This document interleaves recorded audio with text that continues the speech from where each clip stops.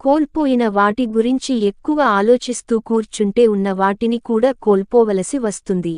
కొమ్మ నుండి రాలిపోయిన పువ్వులు మళ్లీ అతుక్కోకపోవచ్చు, కాని కొమ్మ బలంగా ఉంటే మళ్లీ పూలు పూయచ్చు కదా. ఏదైనా పోగొట్టుకోవడం చాలా సులువు, కాని తిరిగి పొందడం చాలా కష్టం. అది సంపద అయినా, ప్రేమ అయినా, నమ్మకమైన స్నేహం అయినా, బంధమైనా. సముద్రాన్ని వదిలేసి ఎక్కడికో వెళ్ళిపోదామని కెరటాలు అహర్నిశలు ఆరాటపడుతుంటాయి. కాని సముద్రం తన గర్భంలోకి లాగేసుకుంటాది. మనిషి కూడా అన్ని వదిలేసి పారిపోదాం అనుకుంటాడు. కాని బంధాలు, బాధ్యతలు మనిషిని వెళ్ళనివ్వకుండా కట్టిపడేస్తుంటాయి. ఇదే జీవితం. అందమైన శరీరం ఉన్న ప్రతి ఒక్కరూ ఆనందంగా ఉండలేరు, కాని అందమైన మనసున్న ప్రతి ఒక్కరూ ఆనందంగా ఉండగలరు. ఆ గొప్పతనం దేవుడిది కాదు, మనసును అందంగా మలుచుకున్న మనిషిది. ఏడుపు వచ్చినప్పుడు ఒకరే ఏడవాలి, నవ్వు వచ్చినప్పుడు నలుగురిలో నవ్వాలి. అందరిలో ఏడిస్తే నాటకం అంటారు, ఒక్కరే నవ్వితే పిచ్చ అంటారు. జీవితమే ఒక విచిత్రం. అర్థమయ్యేలోపు దూరమయ్యేది కల, అర్థమయ్యేలోపు ఒప్పుకోలేనిది వాస్తవం. అర్థమయ్యే కొద్ది దగ్గరయ్యేది స్నేహం, అర్థం తెలిసిన సరికొత్త అర్థం వెతికేది ప్రేమ. అర్థం అయినట్లు అనిపిస్తుంది, కాని ఎప్పటికీ అర్థం కానిది జీవితం.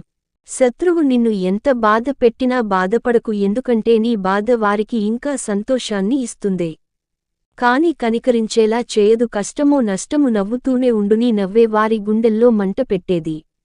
నీతులు నీడనివ్వవు, సామెతలు సంపదలను ఇవ్వవు, ఆణిముత్యాలు ఆకలి తీర్చవు, మంచి మాటలు మరణాన్ని ఆపవు, కొటేషన్లు కోర్కెలు తీర్చవు, శ్లోకాలు స్తోమతలు ఇవ్వవు, ప్రవచనాలు ప్రపంచాన్ని మార్చవు, తత్వాలు తలరాతలు మార్చవు.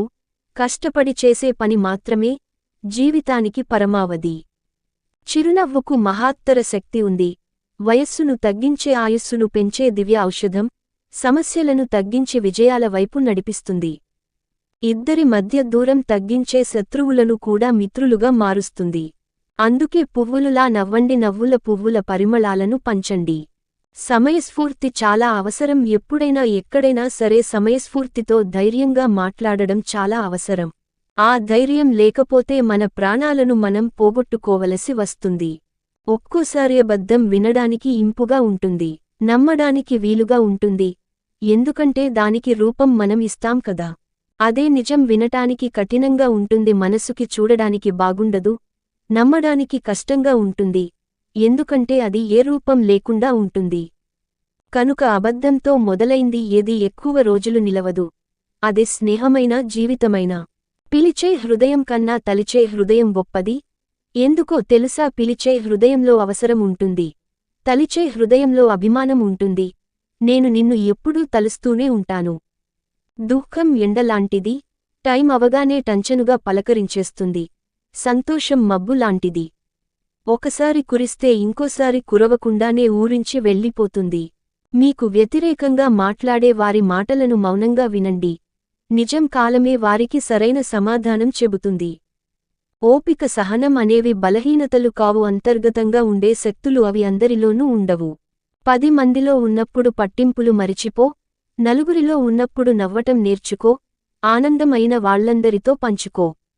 కష్టాల్లో ఉన్నప్పుడు కన్నీళ్లు ఓర్చుకో, చేసేది తప్పని తెలిస్తే అలవాటు మార్చుకో.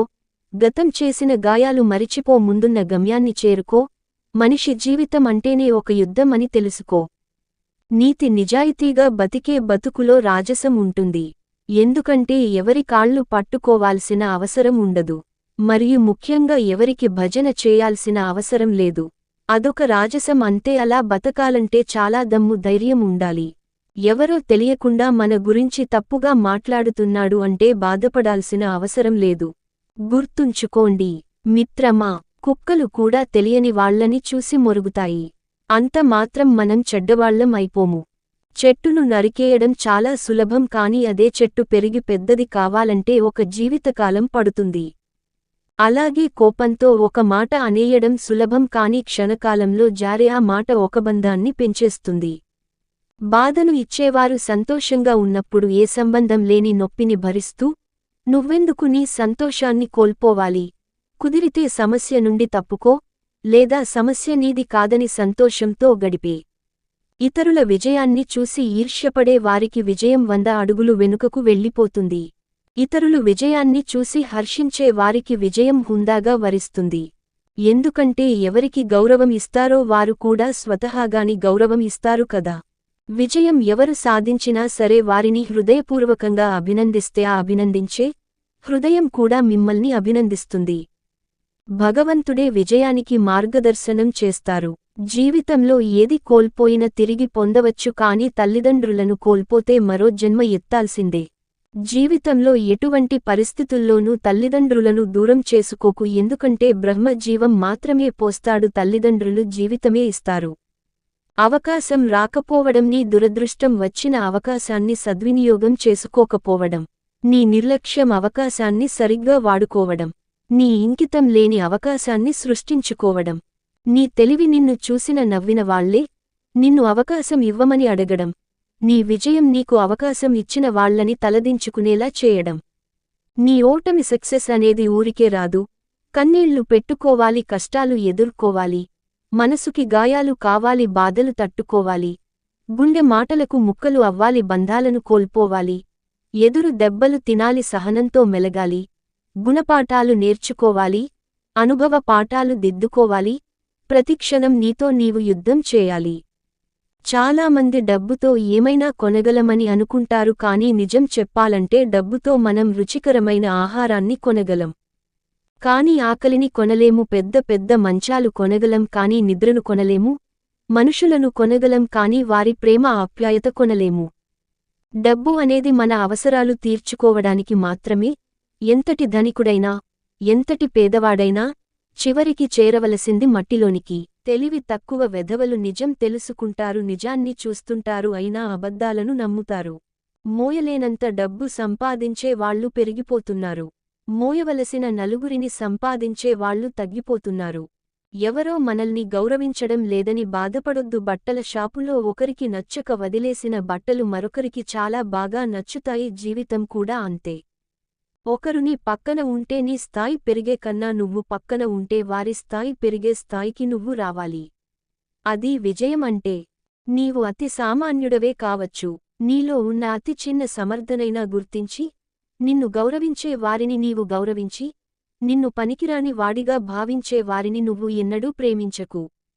మోసం చేసిన వాళ్లు ఏం బాగుపడతారు అని అనుకుంటారు, కానీ దాదాపు బాగుపడిన వాళ్లు అందరూ మోసం చేసిన వాళ్లే.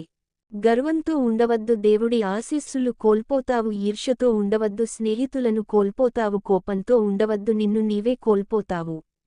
మీకు ఎప్పుడైనా నేను బలహీనుణ్ణి, పేదవాణ్ణి, ఏమీ సాధించలేను అనే భావన కలిగితే ఒక్క రాత్రి దోమ ఉన్న గదిలో నిద్రించి చూడండి.